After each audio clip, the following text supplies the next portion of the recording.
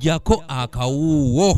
Kati olunaku lwa leero tukoze pepa yaffe esoose. Ebibuuzo by'ekibiina ekyomusanvu mu bitundu by'e Mubende bitandise bulungi newankubadde nga Namutika w'enkuba asoose kubataataaganya.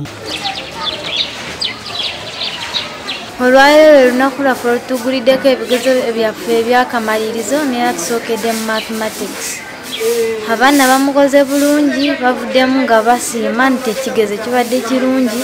Nga wobimanyi era ekigezo kyo kibadde kiri weewo era nga buli mwana alina kubaawo kamu. Abamu ku bayizi be tusobodde okugerako nabo okuli Kamya Mary Sheila ow'essomero lya Parents saako n'abamu ku bayizi b'essomero lya St. Mugagga e Mubende bagamba nti ebigezo bagenda kubiyitira waggulu kubanga bibadde byangu okukamala. Twakwatidde ddala obudde ssaawa 3 abaana babadde mu kalina ng'era balinze ekigezo kyabwe ne bakitandika ssaawa 3:30 mpaka weziweze 6 era ne bafulumamu era buli omu ng'akoledde ddala nnyo nga wekibadde kisoboka ng'akoledde ddala nnyo n'amaanyi era buli mwana abadde agamba ekigezo kibadde oke kibadde fine. Neera bagoberedde amateeka gonna nga mukulembeze waffe Yoweri Kaguta Museveni His Excellency bye yakiteerako ne bagagoberera neera basoose kujja ba inspector ne bakebera nga tubadde tulina okutuula ne basanga organizing eri nnungi ne bagenda. Bano mu ngeri y'emu beebaziza gavumenti okubateerawo enkola ey'okusomera ku radio, TV saako ne mu mpapula z'amawulire kubanga kibayambye nnyo mu biseera by'omuggalo.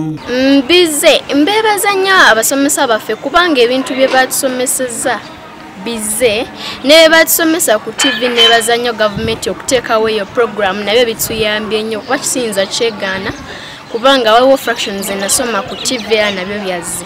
Yo omukulu w'essomero lya St. Mugagga nga ye Birungi Mugagga agamba nti abayizi batandise bulungi ebibuuzo byabwe. COVID-19 tugoberedde amateeka era mwana ye bonna balina masks bambadde masks zaabwe bulungi ne bainvigilators baffe bonna baze bambadde masks era bagoberedde bulungi COVID-19 ngeri eyo nga bw'omukimanyi tewali kukyusa. Ate bo abamu ku bakuguse mu busawo nga bano beekonoledda mu baluwa gaabwe ku ttendekero lya Avase Nabweru beetabye Kabaga kwekulisa kutuuka ku kkula lino ekikuba nkima mu disitulikiti y'e Mukono.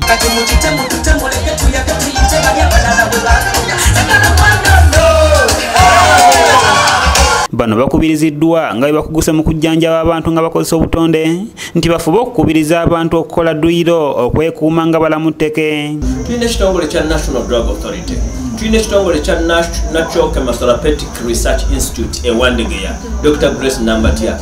Tusaba ebitongole ebyo biveeyo. Tulina ekitongole kya UNBS, tusaba nakyo kiveeyo bagata amaanyi batulungamye okulabika ng'eggwanga lyaffe kubanga kati abakulu nga bano abakenkose mu kujjanjaba ate beetaaga ate omukono ogunaabayamba okulabika nga batereeza obujjanjabi bwaffe nabo bennyini bategeere endwadde engeri gye bazitandika n'engeri gye zikomenkerezebwa. Dr. Juliet Nasolo omu ku bakuguse mu kujjanjabisa obutonde ng'ono yategesa akabaga kanaasiimye bamubeereddewo era n'asuubiza okuteeka mu nkola obukugu bwafunye. So abantu tuyige okwejjanjaba tuleme okulaba nga tugudde buguzi wa wansi oleka ogende mu ddwaliro ng'omubiri gwagwalira muyige okwekebeza mugende mu ddwaliro bakebere buli omu alina okumanya gurupu y'omusaayi gwe. Ono badokita bano baba basomesa kubanga bo bagenda ne ku radio ku mativi basomesa nti okurupu y'omusaayi gwe erina okola kino na kino akuba kati obudde tetulina butono naye bannange batuuze bannange bakubira omulanga nti ensi gye mulaba etujjuddemu obutwa nga buva mu nsi z'abazungu batuwadde eddagala lingi gwe n'owulira nga owonye naye ng'ate osizeemu obutwa obungi mu mubiri obugenda okubalula omutima ofa oveewo. Abakungu abeetabye ku mukolo guno baliko obubaka bwe bawadde abakuguse.